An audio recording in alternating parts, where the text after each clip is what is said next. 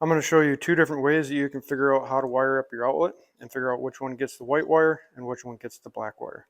The second one is going to be so easy that you cannot believe you've never known it before. The first way is there are two colored screws on each outlet. There's brass colored screws and there are silver colored screws. The black always goes to the brass and the silver always gets the white wire. Just remember B and B, black and brass. The second way, you've probably looked at outlets 100 times and realized, why is there a larger hole and why is there a smaller hole? That larger hole always indicates that it takes the neutral wire.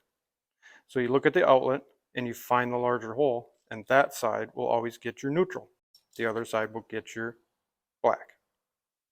So black to brass, white to neutral, or your neutral wire always goes on the side of the larger hole.